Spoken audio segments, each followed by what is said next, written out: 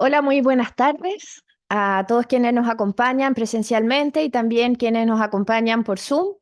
Hoy día nos convoca este coloquio denominado Arbitraje e Inversión, dificultades del uso de la cláusula de nación más favorecida, organizado por el Departamento de Derecho Procesal. Nos acompaña su director hoy día, el profesor Nicolás Frías, y también por el programa de reforma y modernización de la justicia.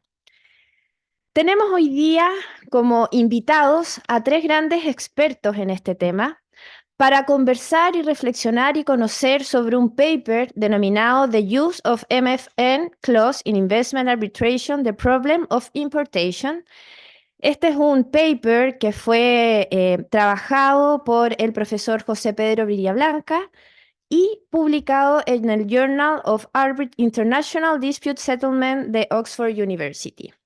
El profesor José Pedro Villablanca es abogado de la Universidad Católica, pertenece al Departamento de Derecho Procesal, socio del estudio Frías y Lagos, quien entre los años 2020 y 2021 realizó una pasantía en la firma de arbitraje internacional Three Crowns en Londres y anteriormente trabajó en Cariola Díez Perescotapos como abogado senior del área de resolución de controversia. El profesor Villablanca cuenta con un LLM en King's College London que cursó el año 2020 en Reino Unido. También nos acompañan hoy día para comentar sobre este paper Joke Klein Kranenberg. Ella es abogada holandesa, ¿cierto? Con quien tenemos la suerte de contar ya hace muchos años en nuestro país y nos hemos beneficiado todos quienes pertenecemos de alguna manera al mundo de la resolución de conflictos, de sus conocimientos y su gran calidad humana también. Así que muchas gracias por acompañarnos hoy día. Ella estudió Derecho en Utrecht, Países Bajos, y tiene un LLM en Yale Law School en Estados Unidos. Actualmente vive en Chile desde el año 1998 y ha trabajado en la Fundación Pro Bono, en la Oficina de Abogados Bofil, Mir y Álvarez Jana y desde el año 2016 en el Ministerio de Relaciones Exteriores. Actualmente es la coordinadora de la Unidad de Controversias Internacionales de la subsecretaría de ese ministerio, ¿cierto? Y cumple un gran rol en la defensa en distintos casos de nuestro país. Por su parte, también comentará hoy día el paper del profesor Villablanca, dando un contrapunto, quien es abogado de la Universidad Católica y profesor de Derecho Procesal de esta casa de estudio, don Raimundo Moreno Cox. Tiene un máster en Derecho en la Universidad de Duke, Estados Unidos, es socio de Cariola Díaz Perescotapos en litigios y arbitraje. El profesor Moreno también trabajó en la firma Alder Porter en Washington, D.C. en temas de arbitraje de inversión, trabajando también en casos de arbitraje de inversión posteriormente en Chile hasta la actualidad. Bueno, hechas las debidas presentaciones, le damos la palabra al profesor Villablanca para que nos exponga sobre el trabajo realizado que luego comentaremos. Profesor.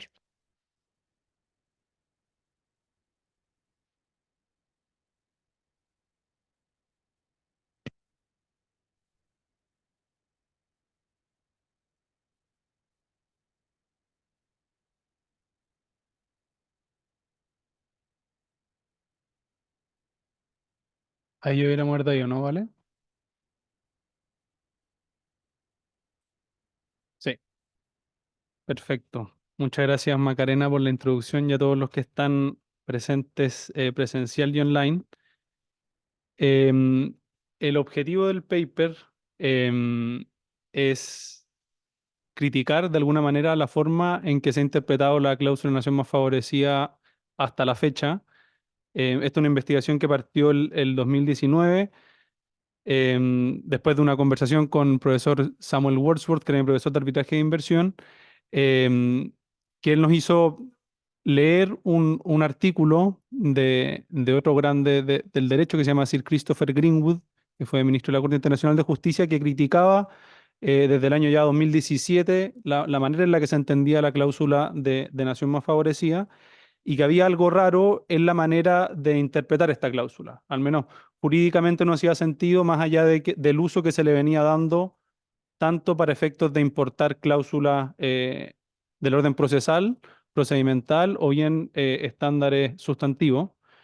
Em, pero antes ya de pasar a la explicación de la tesis y cuáles son las diferentes críticas, creo que es importante entender de qué estamos hablando cuando nos referimos a la cláusula de nación más favorecida y que básicamente es una cláusula de no discriminación. O sea, el objetivo principal de la cláusula de nación más favorecida es lograr esa no discriminación por la vía de garantizarle por parte de un Estado a un inversionista que no haya un trato menos favorable que aquel otorgado a otro inversionista, al inversionista de otro Estado.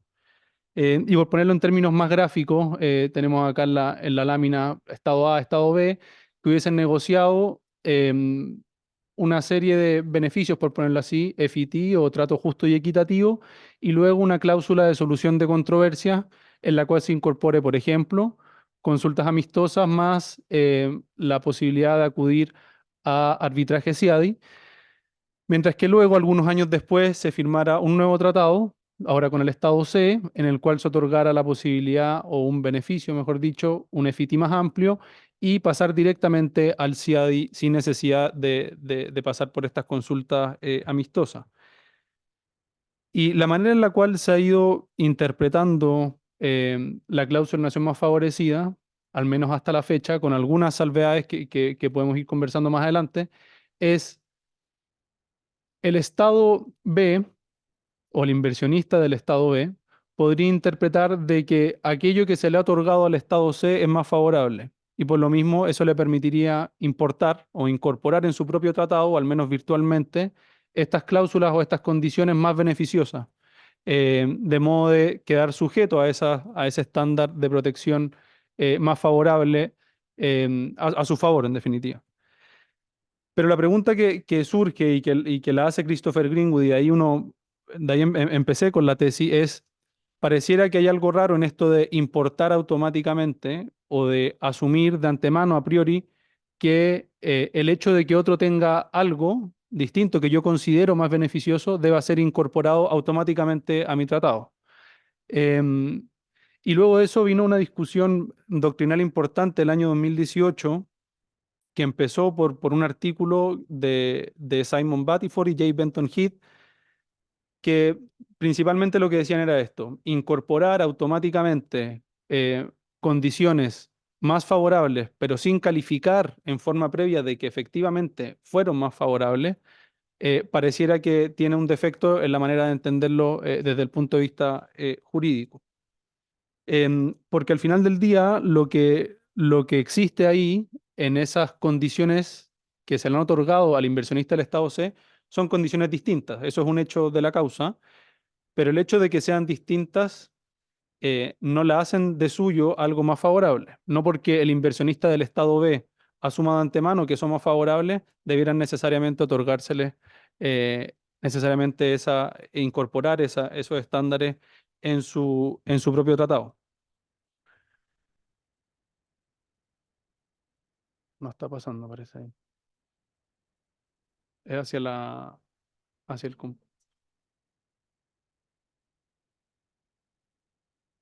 ¿Te da la opción a ti?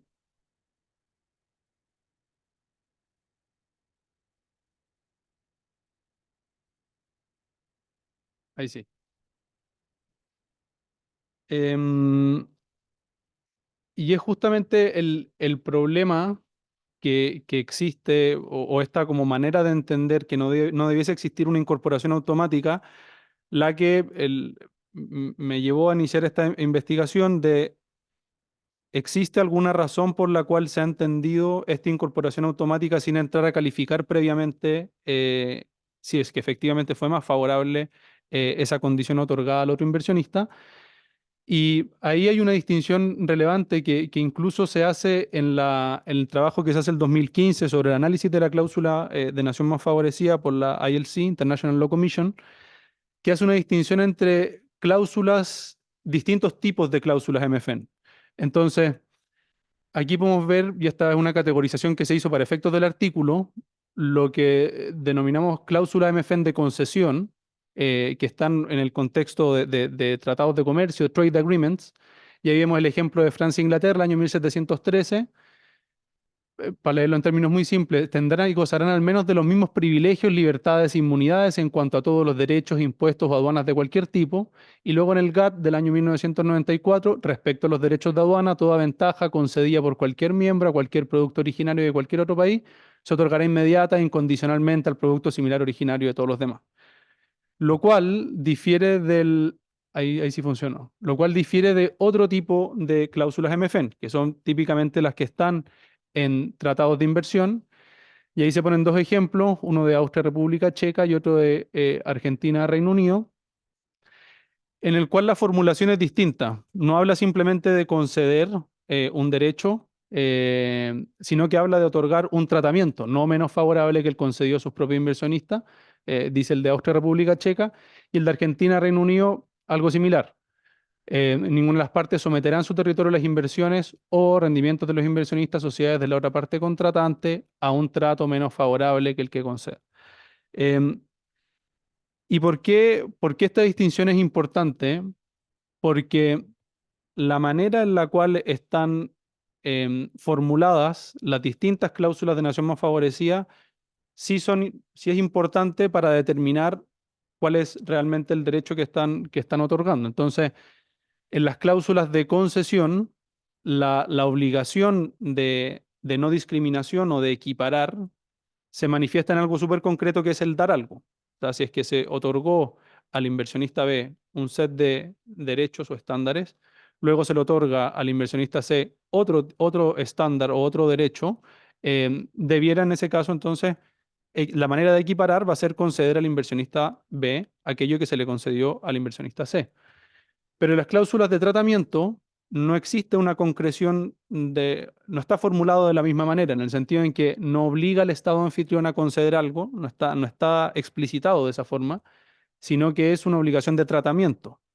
Y es justamente en eso donde surgen algunos problemas en tratar de entender que todas las cláusulas de nación más favorecida operan de la misma manera. Y que esa es justamente la crítica que hace Greenwood al hecho de hablar de la cláusula de nación más favorecida en términos generales, sin analizar realmente cuál es el contenido mismo de esa cláusula. Y de hecho, esto ha llevado a que incluso hayan tratados en los cuales haya sido incluso necesario poner de manera explícita qué es lo que no va a considerarse como trato, y que justamente lo vemos en el Tratado de Canadá, la Unión Europea, CITA, en el cual de manera expresa se señala que el trato mencionado en los apartados 1 y 2 no incluye los procedimientos para solución de diferencias, y lo mismo con las obligaciones sustantivas. O sea, se hace necesario incluso explicitar que cuando estamos hablando de obligaciones sustantivas y también de los procedimientos para la solución de controversia, no podemos asumir de antemano que estemos hablando de un tratamiento más favorable. Em, y, perdón, ahí. Y hecho esa distinción, esa alusión a cita, esa alusión a los distintos tipos de cláusulas de nación más favorecida, tanto de concesión como de tratamiento, es que ahí surge ya la tesis, que es para determinar que efectivamente en una cláusula de nación más favorecida contenida en un tratado de inversión, nosotros podamos hablar de un tratamiento más favorable o podamos determinar que se gatilló la obligación contenida en la cláusula, necesitamos al menos calificar en forma previa de que existió un tratamiento más favorable al inversionista del Estado C. Em, es decir, no puede asumirse de manera automática que por el hecho de que otro tiene algo distinto, el solo hecho de que sea distinto y que yo lo considere más favorable, me permitiría a mí incorporarlo en mi tratado. Debe haber una calificación previa, ¿ya? Y existen muchas razones por las cuales esto no ha sido así, lo podemos, probablemente va a surgir dentro de la conversación con Yoke y con Raimundo, que es hay una noción preconcebida, que esa es un poco lo que decían en su primera crítica Simon Buttiford y J. Benton Heath. Hay una noción preconcebida de que la única manera de que opere la cláusula no se más favorecida, es importando. Eh, pero eso no obsta a que se hace necesario al menos que exista una calificación previa que permita determinar si hubo o no un tratamiento más favorable en favor del inversionista C. Y aquí pongo dos ejemplos porque son básicamente los ejemplos clásicos en donde ha surgido esta discusión. Está el primero, el de FET, o sea, si entre el estado A y el estado B se hubiese pactado una cláusula de trato justo y equitativo, mientras que existiese un tratado posterior o un tratado distinto en que estuviese el estado A y el estado C, en la cual existiera una cláusula de trato justo y equitativo o un derecho de trato justo y equitativo más amplio. En ese escenario, la manera en la cual uno podría entenderlo, bajo esta noción preconcebida de la importación, es que se podría importar o incorporar virtualmente este FET más amplio para efectos de resolver las controversias que tuviese el inversionista del Estado B. Y algo similar ocurre con los estándares procesales, que este es un ejemplo un poco llevado al absurdo, pero va bajo la misma idea.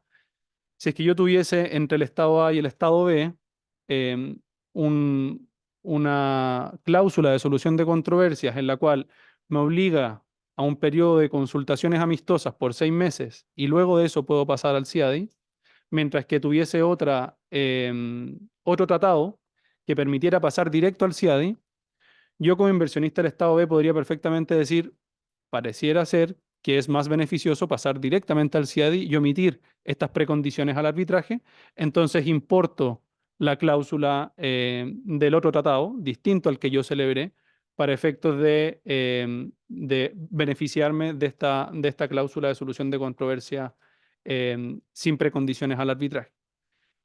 Pero nuevamente surge aquí la discusión que el solo hecho de que exista un periodo de consultaciones amistosas no permite calificar a priori que eso sea menos beneficioso para el Estado B. O sea, no permite calificar a priori que haya un trato menos favorable para el inversionista del Estado B. Entonces, justamente ahí también surge la duda de si no hay una calificación previa y si simplemente tenemos que creerle al inversionista B que estima que es la cláusula de otro tratado es más beneficiosa, pareciera al menos que hay un defecto jurídico en tener que asumir sin calificar esto como más beneficioso, sin hacer este análisis previo. Eh, y sobre esto hay harta jurisprudencia de arbitraje de inversión. Lo que inició con esto de los estándares procesales es el caso de Maffezzini del año 99, que era un poco distinto porque lo que se requería en ese caso era pasar por un periodo por los tribunales nacionales, mientras que existía otro tratado que no me obligaba a pasar por tribunales nacionales, sino simplemente consultaciones amistosas y luego arbitraje. Pero claro, ese es un fallo de un chileno, de Francisco Rego Vicuña, que permitió justamente importar o incorporar una cláusula de solución de controversias porque se consideraba que era más beneficioso. Y respecto a los estándares sustantivos, y ya con esto termino y pasamos a la intervención de los que van a comentar y criticar el artículo. Respecto a estándares sustantivos, el origen estaría principalmente en un fallo del año 90, que es AAPL versus Sri Lanka, en el cual ya se hablaba de debiesen existir ciertos mecanismos de equiparación o de incorporación, ¿ya? Y en base a eso, claro, derivó en una serie de fallos posteriores, tanto a favor como en contra de la posibilidad de incorporar estándares sustantivos.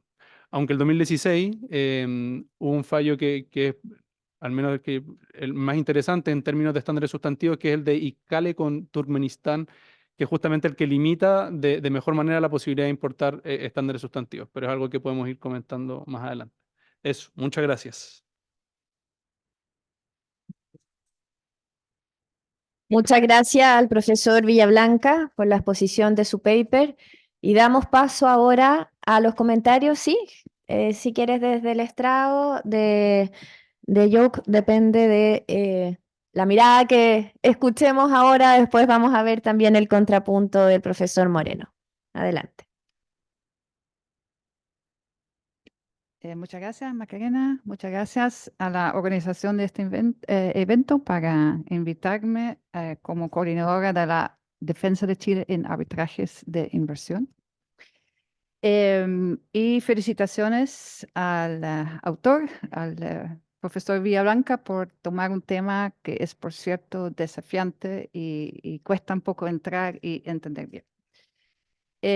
Bueno, además, como nada es casual, esta invitación llegó en el momento justo y preciso porque estábamos en la unidad ya levantando información sobre estas cláusulas y llegamos a algunas conclusiones muy parecidas, otras distintas, cuando me llegó esta invitación.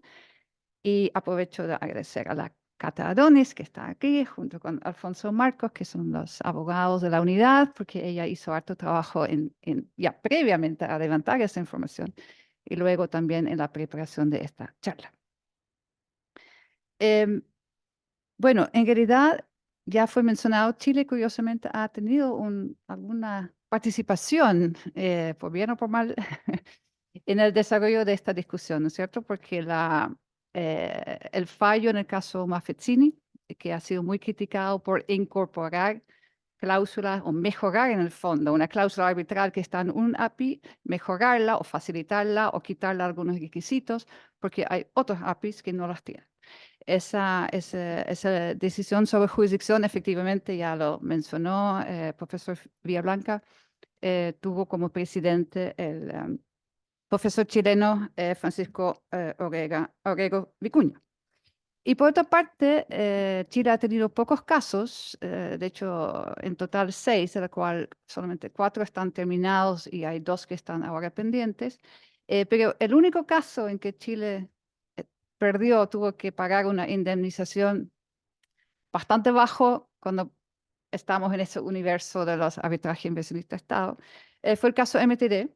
Y ese caso muchas veces se cita como la primera instancia en que se habría incorporado una cláusula sustantiva de otro API.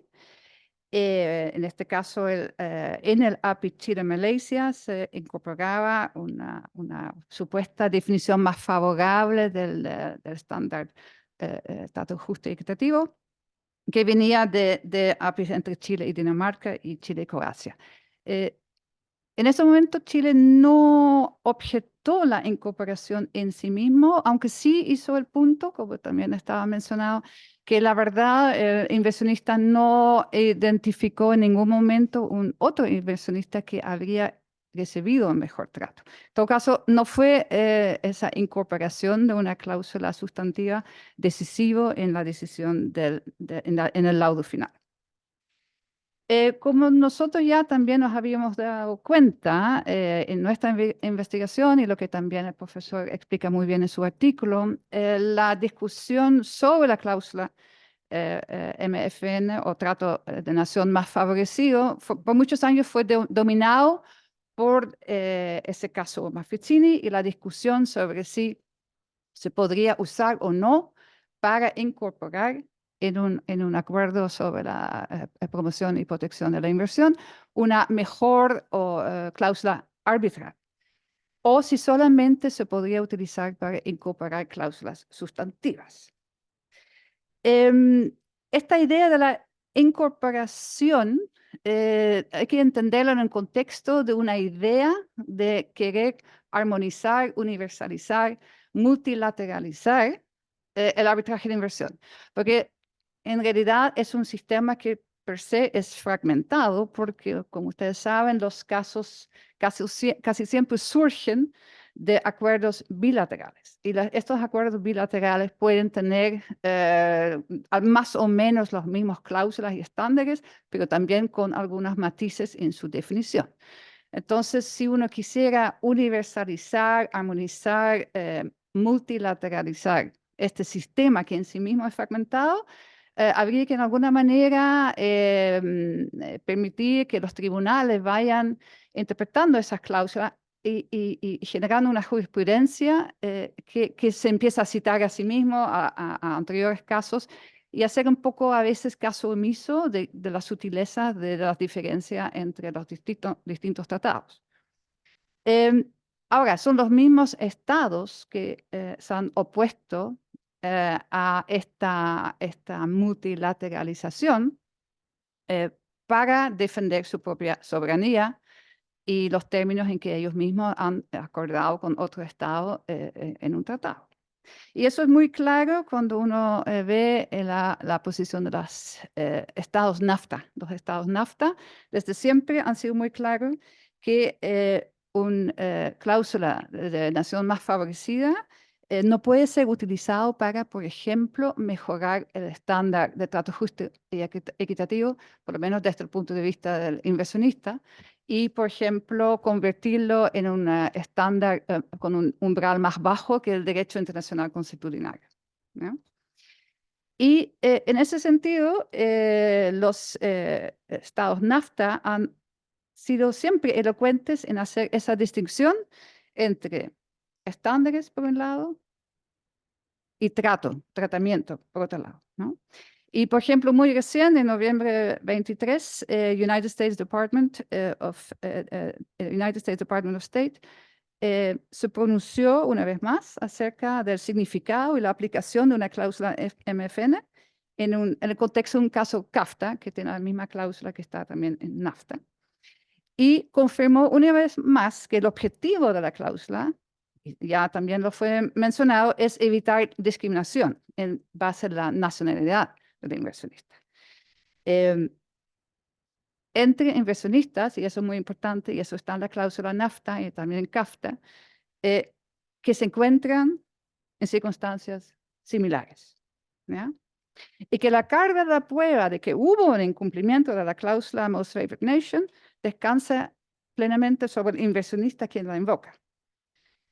Y como en cualquier caso de discriminación, porque en el fondo es una cláusula para evitar la discriminación, eso significa que el inversionista debe demostrar primero que él o su inversión recibió cierto trato, que hay una inversión o inversionista en circunstancias similares, en el mismo país receptor de la inversión, y que el trato que recibió el demandante fue menos favorable que ese otro inversionista, ¿ya? Entonces, es típico del ejercicio que hay que hacer para demostrar una discriminación. Y eso refleja también muy bien la posición de Chile, que en sus tratados de libre comercio ha adoptado una misma cláusula Most Favored Nation en los mismos términos como están en NAFTA. Y eso también se relaciona con que Chile tuvo justo en esa primera década del 2000 el caso Clarín, caso Pey, MTD y otro caso Eduardo Viega, pero especialmente el caso MTD como que alertó que aquí firmar estos APIs así nomás como se hizo desde la vuelta a la democracia en los años 90 con el país que quisiera, podía tener un costo. Entonces, Chile primero puso un moratorio a firmar APIs, que son estos acuerdos bien sencillos, bien amplios, y cambió, digamos, de política y ahora firma tratados de libre comercio, que puede tener un capítulo de inversión, pero que es mucho más exigente, tiene más excepciones para el Estado, protege más el derecho del Estado de cambiar también de políticas públicas y ya es otra generación de acuerdos, ¿no? Ahora, hasta ahora yo creo que estamos completamente de acuerdo con el análisis del profesor, pero para hacer esto un poco más interesante, tengo algunas dudas y preguntas que le quiero proponer. Y esas dudas surgen del uso que él hace en su artículo del análisis de Zachary Douglas. Zachary Douglas es un profesor muy conocido que ha escrito mucho sobre arbitraje de inversión. Realiza una crítica al caso Maffezzini, justamente, y dice que una cláusula de nación más favorecida es una cláusula sustantiva que tiene otra función que una cláusula arbitral, que es de carácter procesal, y que no puede ser utilizado para, en alguna manera, modificar el consentimiento de un Estado para ir a un arbitraje. Es como si la cláusula arbitral es la llave, que si está bien puesto, puedes entrar al API o a la casa, pero si la llave no calza, no puedes primero entrar a la casa, sacar una mejor llave y abrirla, ¿ya? Eso sería mi comparación. Primero tienes que el tribunal tiene que tener claro que tiene jurisdicción y luego entra al API y puede utilizar los estándares sustantivos que ahí se encuentran, pero no lo puede usar antes para llegar a tener jurisdicción. Ese análisis de Zachary Douglas, en el contexto de ese análisis, él dice que lo que hizo el tribunal Maffettini de alguna manera era darle al inversionista un remedy sin que exista ningún acto ilícito de parte del Estado, porque, digamos, el Estado es libre de dar su consentimiento a un arbitraje. No es una obligación ni hay un acto ilícito si no lo hace. Imagínate, Chile no firmó un tratado con algún país. ¿Hay un acto ilícito en eso? No. Entonces, ese consentimiento es libre. Y darle entonces, en alguna manera, al inversionista una compensación, y un remedy es la palabra que uso, ¿no? Para entrar en el sistema de arbitraje, no, él lo dice con un contundente, no, nunca se puede hacer. Y ahí surge mi primera pregunta. Si Zachary Douglas tiene razón, un inversionista A, que tiene una inversión en un país B, no tendría ni siquiera la posibilidad de demostrar o tratar de demostrar que otro inversionista C tuvo acceso a una cláusula arbitral mejor. Y no me quedó de todo claro si es la posición que también defiende el profesor, porque me da la impresión que deja abierta la posibilidad de que puede demostrar en circunstancias específicas que sí el otro inversionista tuvo un mejor trato. Esa es mi primera pregunta. Segunda pregunta. El profesor Villablanca toma esa idea de remedy y dice que lo quiere aplicar, esa crítica, también a la importación de cláusulas sustantivas. Pero el análisis de Douglas tenía como objetivo mostrar que es falaz el dar un remedy al inversionista, ¿no? Con respecto a las cláusulas procesales. Y me da la impresión que con respecto a las cláusulas sustantivas, el profesor Villablanca también da la posibilidad de que se pueda importar una mejor cláusula arbitral y usa el concepto de specific performance para esto, siempre y cuando se logre demostrar que en las circunstancias específicas del caso concreto la cláusula haya resultado más beneficioso para el otro inversionista. Pero ahí con eso último estoy de nuevo de acuerdo, pero no que eso le permite incorporar la cláusula. Entonces, me pregunto el concepto de specific performance que usa en el artículo. ¿Qué agrega al análisis que, por ejemplo, Estados Unidos explica bien en sus opiniones en el contexto de CAFTA? Que la aplicación de la cláusula al final es un ejercicio para determinar si hay una discriminación o no. Entonces, ¿qué agrega él con el concepto de specific performance a ese ejercicio de determinar si hay una discriminación? Y la tercera pregunta también tiene que ver con esa figura del cumplimiento forzoso o specific performance, porque eso es algo ajeno, bastante ajeno al derecho de inversión, ¿no? Y eso se ve, por ejemplo, en el artículo 54 del convenio CEADI, que establece que la obligación de todo Estado contratante de reconocer el laudo dictado conforme al convenio CEADI y hacer ejecutar dentro de sus territorios, y ahí, quote, las obligaciones pecuniarias impuestas por el laudo, como si se tratara de una sentencia firme dictada por un tribunal existente en dicho estado. Entonces, la ejecución, la verdad, solamente puede ser al final ser forzado de una condena en daños, ¿no? ¿Qué es lo que hacen los tribunales?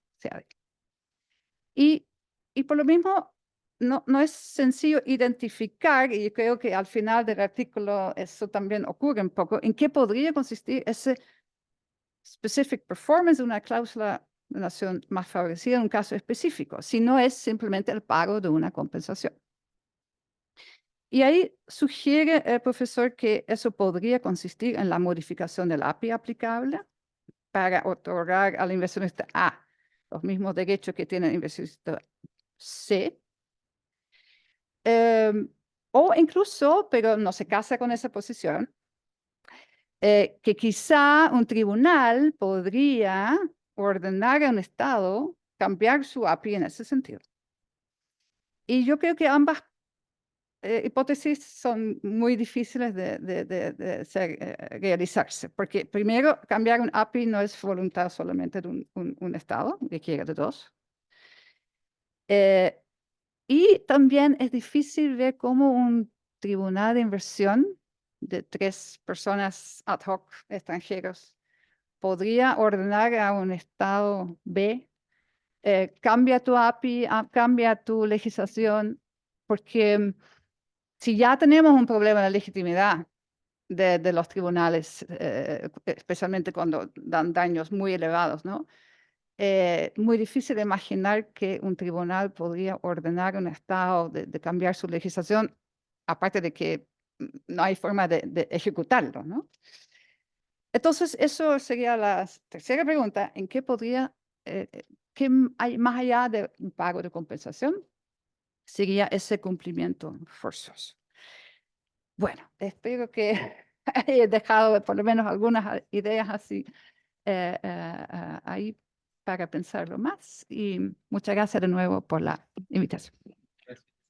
Muchas gracias. Un aplauso por la intervención de Joke. Vamos a dejar esas interrogantes para el final, así el profesor Villablanca puede tomar todos los puntos planteados por ambos comentaristas. Damos la palabra al profesor Moreno para que nos cuente qué punto de vista tiene respecto a este paper. Muchas gracias, Macarena. Bueno, se me ha pedido hacer un contrapunto al artículo que es interesantísimo y increíble que lo hayan publicado, digamos, de algo tan prestigioso como la Universidad de Oxford. Así que felicitaciones al profesor Villablanca.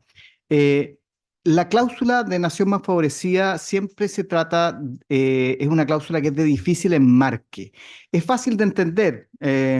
Me comprometo a tratarte de la misma manera que trato a otro, o al menos no de peor manera de la que trato a otro, o que me comprometo de tratar a otro, y hasta ahí suena todo correcto, fácil, no, en teoría no implica mayores problemas, pero no es tan fácil de aplicar y es difícil encontrarle los bordes.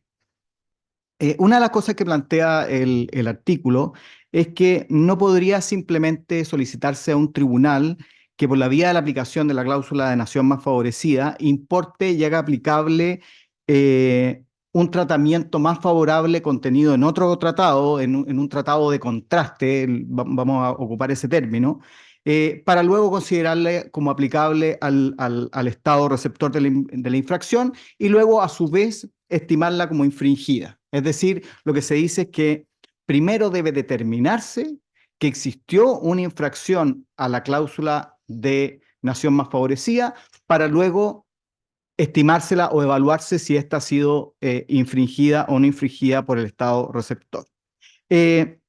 Entonces, lo que se postula acá es un paso previo de declaración, de calificación previa, dijo el profesor Villablanca en su exposición, en que se ha infringido la cláusula de nación más favorecida.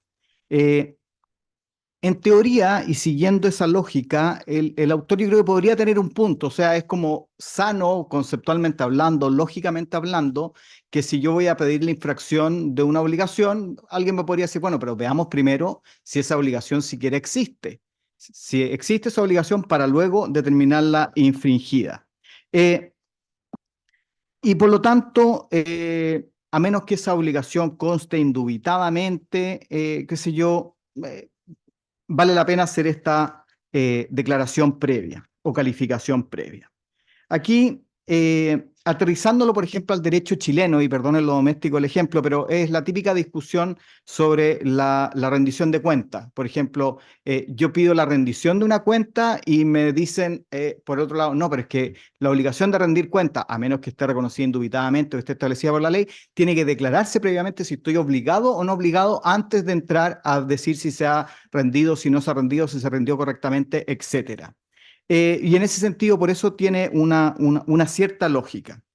Sin embargo, tratándose de un arbitraje de inversión, esta calificación previa, este proceso previo, podría ser impracticable, costoso, atentatorio contra la economía procesal. Es uno de los problemas que alguien podría señalar en este aspecto. El mismo profesor Villablanca en su artículo reconoce que la tesis que él propone implica una limitación a la aplicación de la cláusula de la nación más favorecida. Y ahí también la crítica que puede hacerse es que en realidad lo que se está tratando de hacer es restarle bastante aplicación práctica a la aplicación de la cláusula de nación más favorecida. No sería practicable para un tribunal pedir primero que el tribunal haya presentado una acción, una calificación previa para obtener la declaración de una existencia de la infracción a la cláusula de nación más favorecida, para luego enderezar su verdadera pretensión y diciendo que esto está infringida. Habría que presentar dos demandas, habría que presentar una acción previa, habría que esperar a que se bifurque el procedimiento.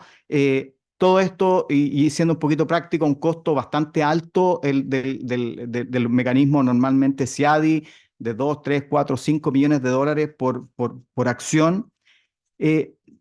No parece que sea el remedio apropiado que establecen los tratados, que sea exigible este camino a seguir para un inversionista. Tampoco, y algo que también propone el artículo, dice que el inversionista, no sé si lo dice así tan claramente, aquí lo podrá aclarar el profesor Villablanca, pero que también tiene una suerte de obligación de representarle o levantarle al Estado receptor que está en una posición de infracción de esta cláusula de nación más favorecida. Aquí esto, si bien puede ser deseable, también se podría decir, pero el Estado, quien ha suscrito todos y cada uno de sus tratados de inversión con cláusulas de nación más favorecida, ¿no debiera ser el propio Estado receptor de la inversión el que está en un mejor pie para saber a qué se ha comprometido en todo su tratado y qué se le puede hacer como obligación de contraste por algún inversionista? Entonces, pedirle esta acción al inversionista de que tiene que representar esta infracción a la nación, a la cláusula de nación más favorecida, y hacer esta prueba o levantamiento previo, si es que no se traduce en un proceso judicial, sino que es un proceso más administrativo o de cara al Estado de receptor de la inversión, también puede ser discutible. Por lo demás, también respecto de este camino previo que establece el artículo, no hay que olvidar que el objetivo de los tratados de inversión es atraer inversión y dar cláusulas de protección a los inversionistas para hacerlos que vengan a invertir al país, y establecen normalmente, casi todos ellos, un sistema de protección a las inversiones. Por lo tanto, el remedio, la solución que tiene que darse a los conflictos no puede transformarse en una entelequia procesal de pasos previos para llegar al objetivo final. Tiene que ser algo racional, atractivo para el inversionista. Y estos requisitos previos o calificaciones previas pareciera que no van en esa dirección, o alguien podría decir que no van en esa dirección. Y otro aspecto que postula el artículo y que hago el contrapunto es que, y que podría tornar en complejo la aplicación práctica de la cláusula de nación más favorecida, es que dice que se requiere la comprobación del trato diferenciado. Es decir, que se demuestre que al inversionista del tratado de contraste se le trató mejor que al inversionista que está enderezando su demanda. Nuevamente, esto suena lógico al comienzo. Bueno, obviamente tengo que demostrar que hay una diferencia de trato, ¿cierto? Pero no creo que sea tan difícil en la práctica. Puede haber un determinado trato comprometido en un tratado de contraste que nunca se haya invocado por un inversionista protegido por ese tratado. Es decir, que nunca se haya puesto o testeado el trato comprometido en ese tratado por ese inversionista. Por lo tanto, yo no tengo un ejemplo de contraste que llegar y comprobarlo o decirlo o ponerlo en mi demanda. Quiere decir que porque nunca se ha solicitado ese o nunca se ha verificado ese trato preferencial en ese tratado de contraste, yo nunca lo podría invocar y tendría que esperar a que eso suceda. No pareciera que es lógico. Pareciera ser, o podría decirse, que basta con que el beneficio esté comprometido claramente en un tratado para yo decir, a mí me están tratando de una forma distinta que lo que usted se comprometió a tratar a otros.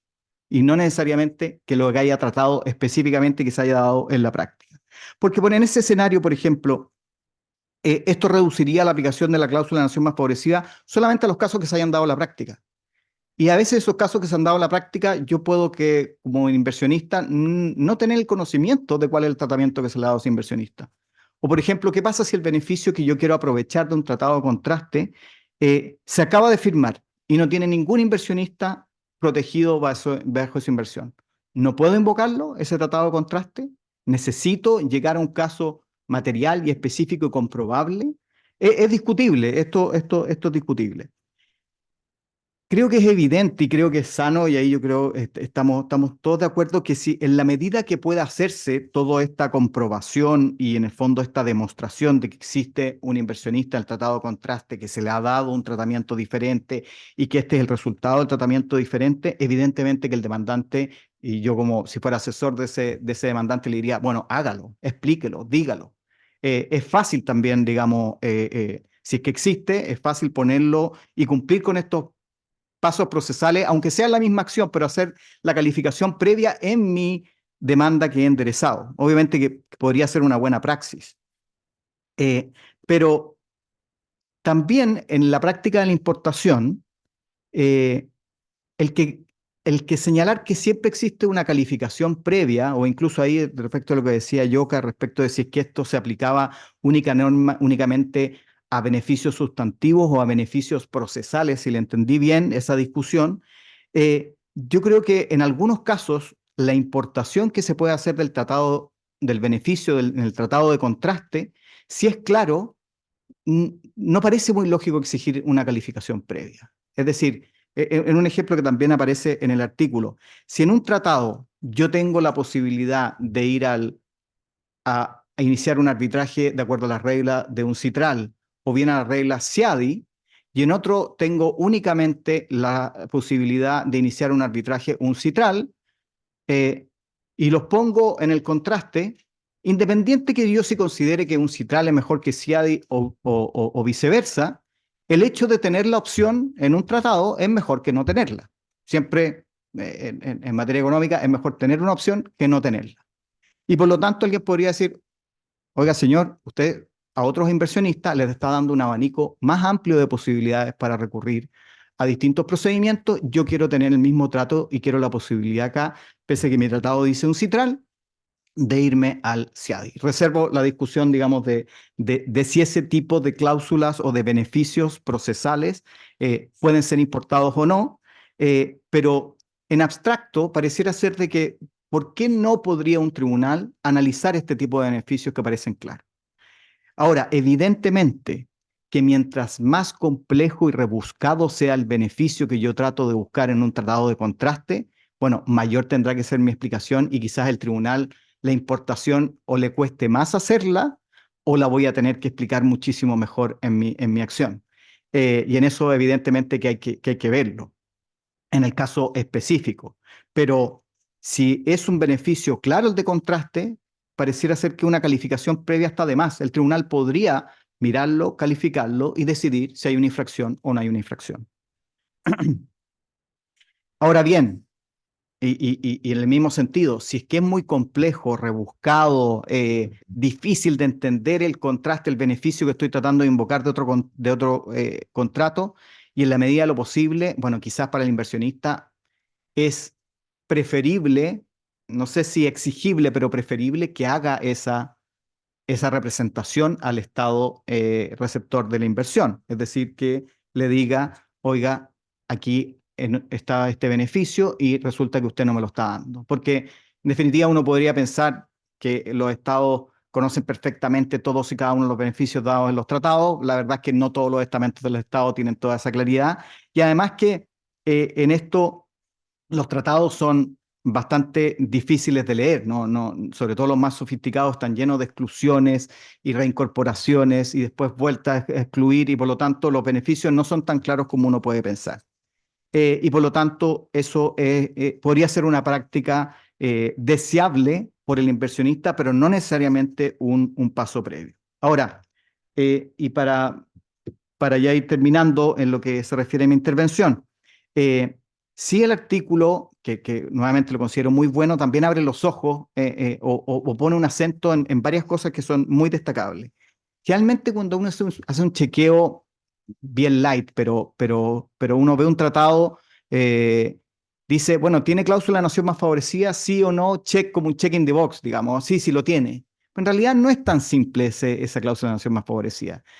Yo, a propósito de esto, revisé las cláusulas de nación más favorecidas, algunas de las que tienen los tratados de Chile, y si bien el texto es parecido, no es igual. Tienen alguna sutileza, y lo que dice el tratado es obviamente que, oiga, aquí hay que revisar el detalle, parece lógico, pero a veces por sabido se calla y por callado se olvida, que hay que ver exactamente qué es lo que dicen esas cláusulas. Aquí, por ejemplo, en algunos beneficios de Chile, hay algún beneficio, generalmente se excluyen los beneficios tributarios que se hayan dado, por ejemplo, en otros tratados. Eso es como súper fácil y a veces sale. Hay otros que no están excluidos, que son súper generales. Pero, por ejemplo, en algunos que son unas cláusulas que son muy específicas, por ejemplo, se dice, se le va a dar el mismo trato que exista en otros tratados de acuerdo a la naturaleza de la inversión o en el mismo tipo de inversión. Y ahí entonces hay que tener mucho cuidado porque aquí no estamos hablando de un trato de un inversionista en general. Oiga, no, se le dio a este inversionista en el rubro eléctrico, se le dio un trato determinado y también tengo un inversionista de rubro eléctrico. Entonces ahí el universo de aplicación de la cláusula de nación más favorecida se me puede complejizar bastante o restringir bastantemente. Y ahora sí, finalmente, la distinción que yo encontré muy valiosa es la distinción que se hace por el autor de cláusulas de concesión en cuanto a las cláusulas de nación más favorecida y las cláusulas de tratamiento, que yo entiendo que también es lo que va los cuestionamientos de Yoka. Entonces, no es lo mismo o hay que distinguir y ver bien en los tratados si es que lo que se está comprometiendo es un tratamiento distinto o concesiones específicas. Es decir, usted le prometió una tasa de un X% a este inversionista, usted me tiene que dar la misma o bien un trato distinto. Oiga, yo no lo voy a discriminar de otra forma en el trato que yo le doy, pero no en las concesiones específicas que yo le doy a otros inversionistas. Y ahí obviamente que el detalle está en cada una de las palabras de que tenga el tratado específico. Entonces, en el fondo, estas son como los contrapuntos que creo que pueden hacerse y desde un punto de vista lógico y también práctico a al muy buen artículo del profesor Villablanca. Muchas gracias. Agradecemos al profesor Moreno su intervención y le propongo a la mesa darle un espacio al profesor Villablanca para que se haga cargo de las preguntas o dudas que se han planteado y después tenemos unos 5 o 10 minutos para abrir preguntas al público. Gracias, Macarena. Un espacio de réplica.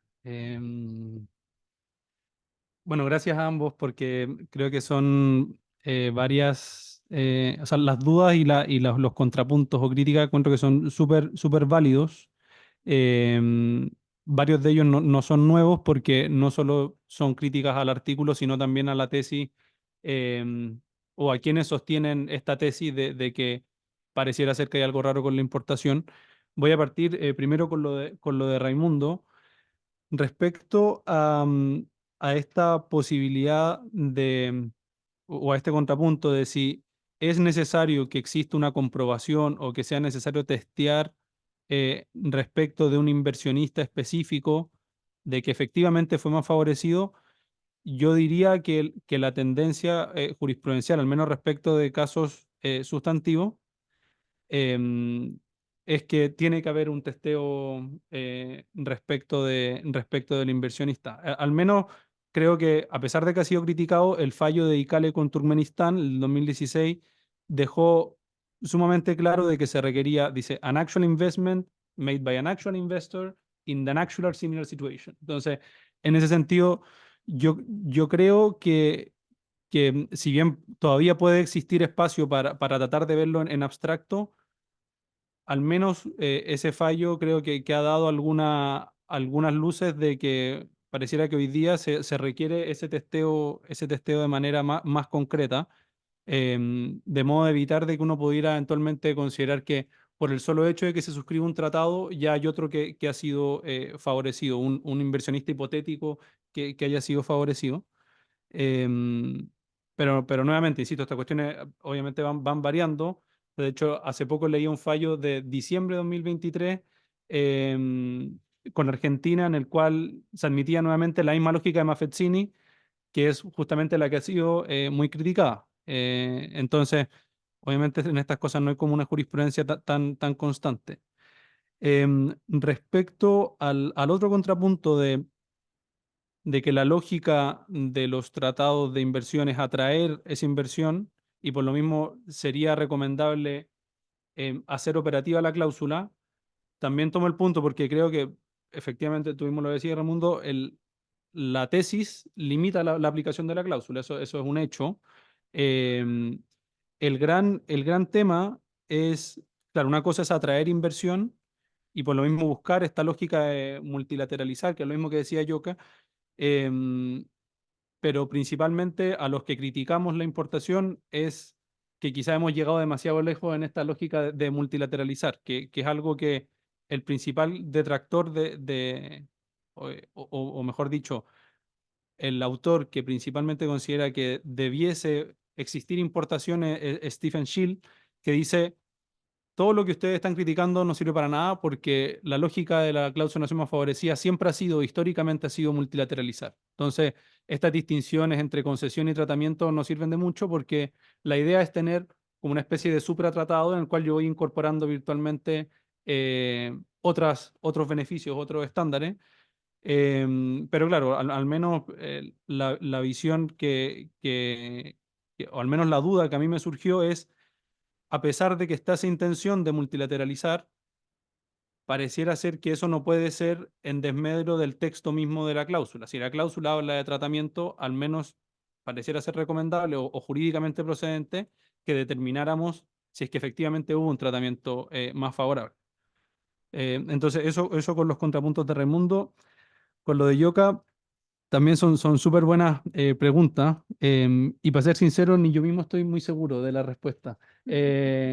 Porque, claro, yo creo que el tema de la tesis, lo digo hacia el final del artículo, es denunciar la improcedencia de cómo se ha utilizado algo, pero es muy difícil lograr imaginar cuál es la solución en concreto a cómo solucionar ese problema. Entonces, es un poco, es una posición difícil porque en algún sentido uno dice, esto está mal, pero uno no puede dar una solución de cómo se soluciona en el caso concreto. Pero yendo ya a lo específico de Zachary Douglas, claro, la tesis de él en algún sentido habla de esto del cumplimiento forzado, habla de specific performance y habla de remedy en la lógica del derecho internacional.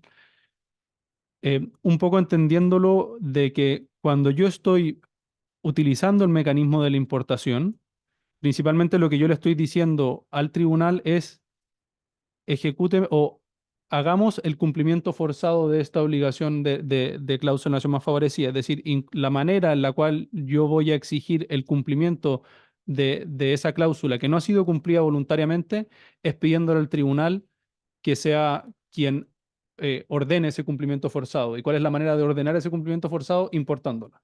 Al menos esa es la manera en la que yo entiendo la visión de Douglas, que, que quizás uno está deformado intelectualmente por la lógica chilena civil del cumplimiento forzado, claro, que funcionan en lógicas distintas en derecho internacional.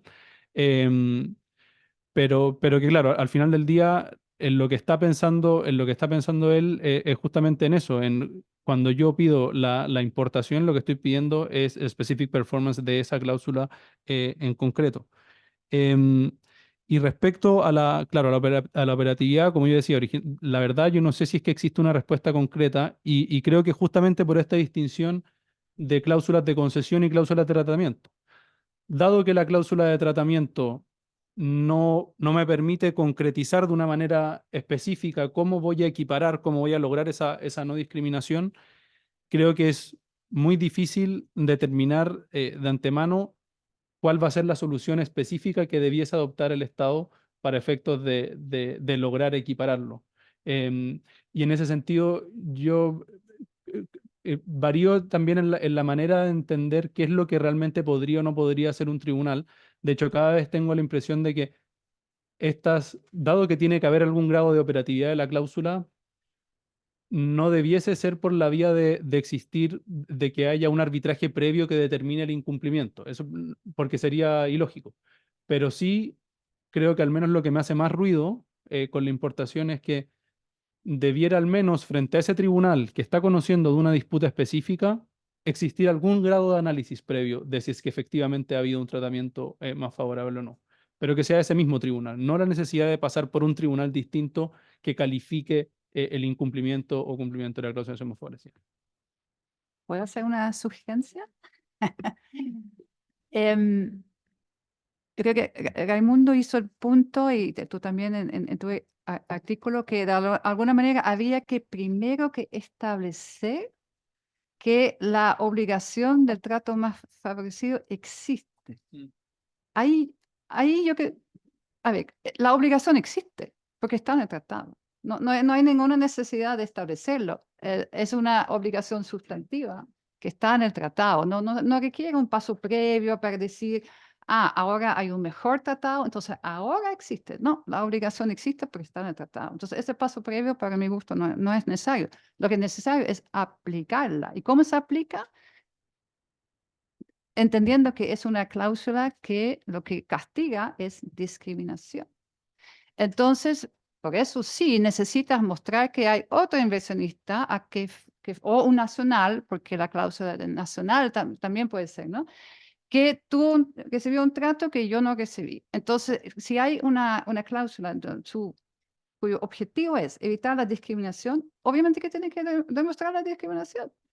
Y si no hay discriminación, bueno, igual puede haber habido un trato arbitrario, voy directamente a la cláusula de trato justo y equitativo.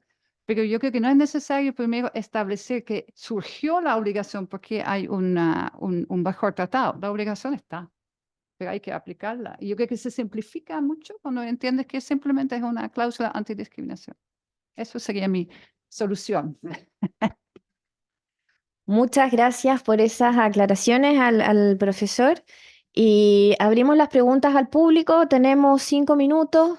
No sé si alguien tiene alguna duda, algún comentario que quisiera formular.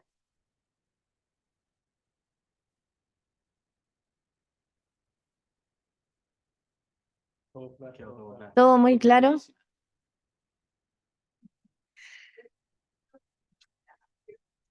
Un comentario, adelante.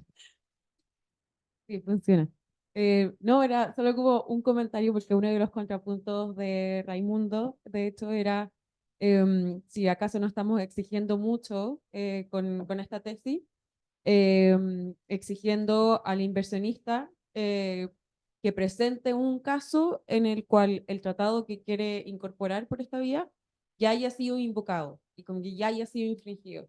Y lo que nosotros al menos encontramos en nuestra revisión no indicaba que esta tesis te lleve a eso, no se exige a ese nivel, sino simplemente como si fuera tan sencillo, indicar tal como dijo José Pedro, un inversionista, que en algunos casos admite que sea nacional, o sea, ni siquiera un inversionista extranjero, que en un caso análogo, haciendo casi como un estudio de mercado, o sea, como que sean productos sustitutos o que sean competidores, etcétera, haya sido más favorecido por el Estado en su tratamiento.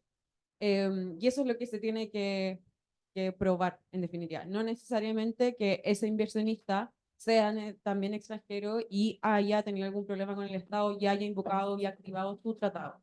Entonces, claramente en ese caso ya estaríamos elevando como el umbral muy arriba, pero solo quería hacer ese contrapunto, que en nuestra búsqueda como de jurisprudencia, claro, los tribunales, que esos laudos han terminado exigiendo como esta verificación fáctica, real, de un inversionista más favorecido, ha sido en ese sentido, o sea, como muy, muy fáctico, no necesariamente que se haya activado el tratado que se estaba tratando de incorporar. Eso era todo.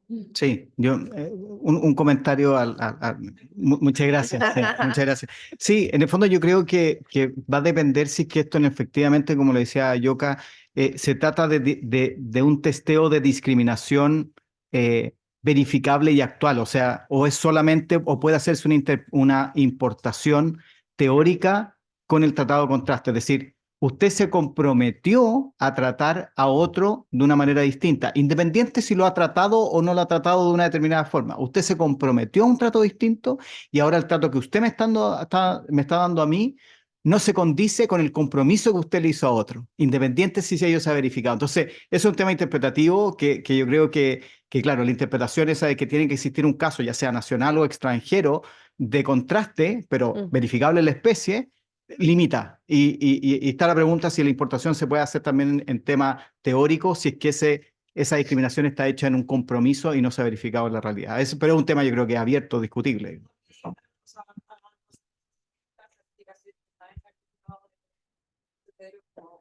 Las clasificaciones para esta son súper útiles y los tipos de cláusulas que son más abiertas precisamente dan lugar a eso, pero hay otras que me parece que...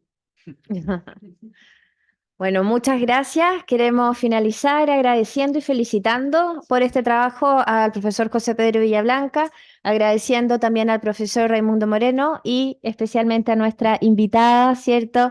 Jochen Klein-Cranenberg, su participación, que esté su equipo acá también. Ha sido un gusto poder escuchar sus comentarios y entender un tema que está en uso, que ha estado, pero que es poco cercano. Y yo pienso en lo personal, es cada vez más importante conocer cuál es su tratamiento y hoy día hemos podido tener una mirada desde lo académico, desde la práctica, desde la jurisprudencia, muy enriquecedora para todos quienes hemos podido participar. Los dejamos cordialmente invitados a los próximos coloquios del departamento y del programa y muchas gracias por haber asistido el día de hoy.